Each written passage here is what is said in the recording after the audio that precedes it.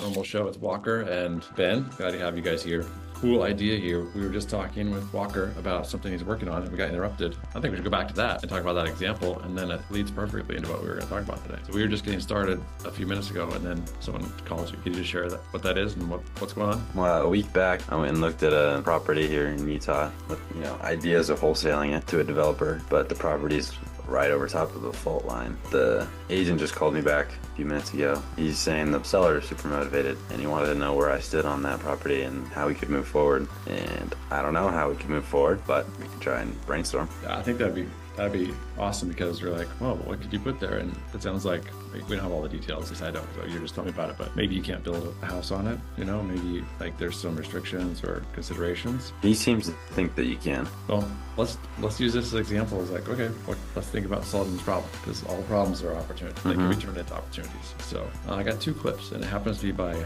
Elon Musk. One's about 2 minutes long, and one's let me just intro it saying, like, I love thinking about problem solving because some people aren't even aware that there's problems, right? Some people are going to go through life, they don't even see that things are a problem, it's just the way it is. Other people see that it's a problem, but don't really understand what is causing the problem. Then higher up on that spectrum would be like, you see the problem, you kind of see what's causing it, you don't even think about how it can be fixed. And then the last place, okay, you see the problem, understand the problem, the cause of it. You're thinking about how to fix it. And you're also thinking about how to not just fix the problem, but avoid it completely. So I think it's super interesting. So let's look at this. I think you'll really like this one. He talks about importance of designing from first principles. So let's watch this video. And then I think it's also important to reason from first principles rather than by analogy. So the normal way that we conduct our lives is we reason by analogy. We're doing this because it's like something else that was done, or it's like what other people are doing. Me too type ideas.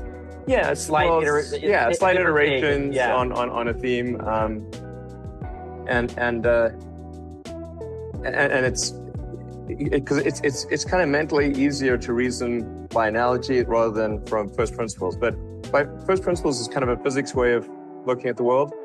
And what that really means is you kind of boil things down to the most fundamental truths and say, okay, what are we sure is true or as sure as possible is true? And then reason up from there. That takes a lot more mental energy. Give me an example of that. Like, what's one thing that you've done that on that you feel has worked for you?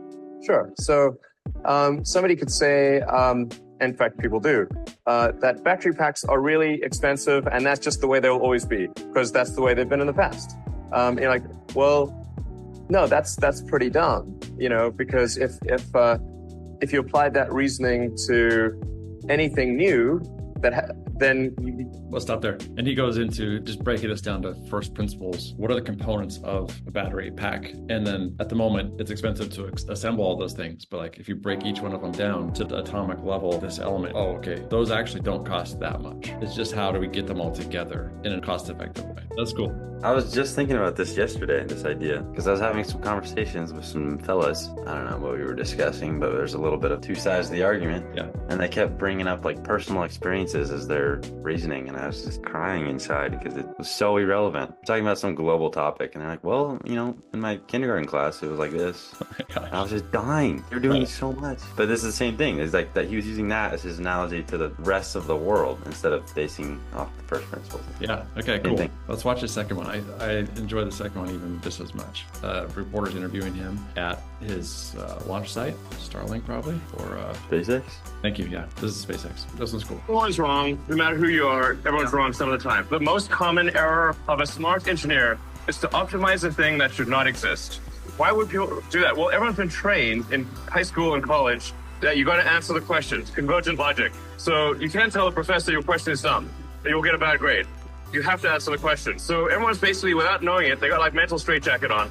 They'll work on optimizing the thing that should simply not exist. Just make your requirements less dumb. Your requirements are definitely dumb. It does not matter who gave them to you. It's particularly dangerous if a smart person gave you the requirements, because you might not question them enough. No matter who you are, everyone's wrong some of the time. Then try very hard to delete the part or process. This is actually very important. If you're not occasionally adding things back in, you are not deleting enough. The bias tends to be very strongly towards, let's add this part or process step in case we need it. But you can basically make in-case arguments for so many things Only the third step is simplify or optimize. The third step. Yep, the first step. Finally, you get to step 4, which is accelerate cycle time. If you're moving too slowly, go faster. But don't go faster until you have worked on the other 3 things first. And then the final step is automate. Now, I personally made the mistake of going backwards on all 5 steps multiple times. I automated, accelerated, simplified, and then deleted. Hilarious. Okay, so that's cool.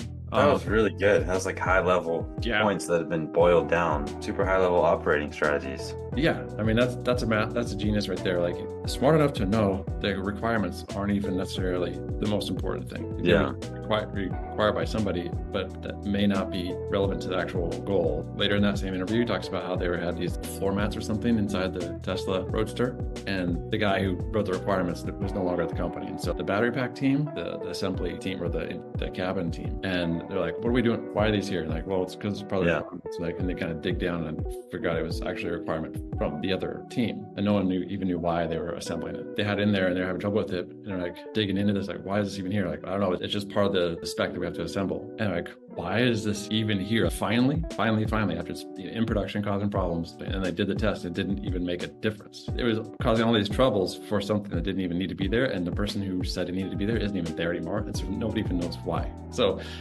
cool examples. But that's a cool example. I think both those are like really high level things to catch on, like reason from first principles, not by analogy. You can reason by analogy, it saves time because you're just referencing something, and as long as you double check to make sure like that's a relevant analogy, not your kindergarten class, then I mean, we do it all the time, saves time, it's efficient. And the other is those 5 steps for process improvement, and thought them in reverse order too. Yeah, those would be good to internalize and have as an axiom. So taking this back to your property, problem/opportunity. How can we think about this? Even if we don't come up with the right answers, but like, how can we structure in our thinking? Well, the opportunity is that there's the problems. So that it hasn't been bought yet, even though the seller's motivated. So he's probably thinking a house can go on this property. He is. He's saying that it also needs like retaining walls to hold it up. Okay, so that's one way to create value from the piece of property. Maybe it's also an expensive way, like retaining walls, building a house. What if you didn't have to do all that and you were able to create value, just the goal here, right? You have to create this value in your mind of what you can do with it beyond what he's selling it at. Maybe if you improved it in some way or added something that would create some value or income, but you didn't have to build a $500,000 house and you didn't have to put in hundreds of thousands of dollars of retaining walls. Maybe there's something else. Or maybe I give it to somebody who can do that kind of thing. Okay, so that's also like, just find somebody who would love that problem, who eats it for breakfast every day. Yeah, in that video I was editing for Jerry, Pace Morby was in it. He told a story about Jerry had a similar situation, and this is when Pace wanted to be friends with Jerry, so he kind of just did it for Jerry, like almost for free. Put up a $200,000 retaining wall or whatever. And I think he's a Utah, so maybe he can put up a little retaining wall. Okay, that's cool. Like, it's not just, oh, it has a problem and I guess we can't do anything with it. Push it through. Yeah, I mean, think about it creatively. Maybe ways to work with them on how the owner gets paid over time or upfront, or lots of ways to work on that side of things too.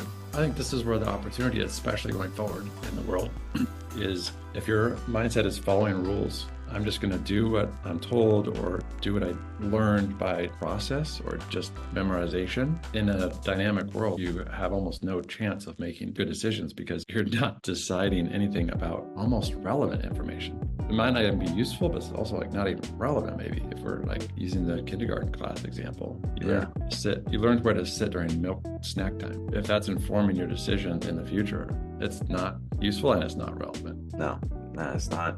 So this is a cool topic. I would love to hear if you come up with ideas for your property. Anything you want to say about this before we wrap it up for today? I just thought it would be cool to interject this. This is the most powerful thing. Like these types of mental frameworks, like once you hear it and you're like, okay, I'm writing that one down. Yeah. Not losing that one. Yeah, those ones would be good to write down. Just think if you went into a company, they're asking you to do some tasks, and you're doing the tasks because you got to do what they're asking you to do for your job, right? Yeah. You get the thing going. But, at lunch or afterwards, you're like, you step over to the machines, you're like observing all this or the process, and you realize we don't have to do half of this, and we can get the same result. You would have an opportunity to negotiate with your employer or potential partner to help them with that. It's cool. I just love that.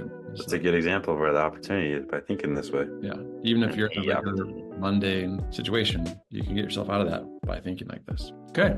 Well, let's do more of these. I love these mental frameworks for how to think. I would say that's what the goal of Not Normal really is. Give people the ability to think for themselves, navigate the world as best they can, with support, to be really self-activated. If you understand principles, you don't need rules. So I think that's the goal here. That's a good way to put it. That's one you could write down. All right, I'll write that one down too.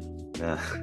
Yeah, but that's the goal. Is like if you understand principles, you're dangerous. Like just like how dangerous Elon Musk's mind is. He's inventing a new industry every day almost. All right, cool, Walker. Thanks. I'm glad you provided the object lesson for today, and we'll do another one next time. Yeah. All right, if you guys like this, check the write-up for these principles we covered today. Subscribe and get the magazine.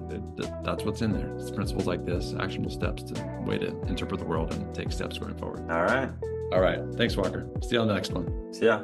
Okay.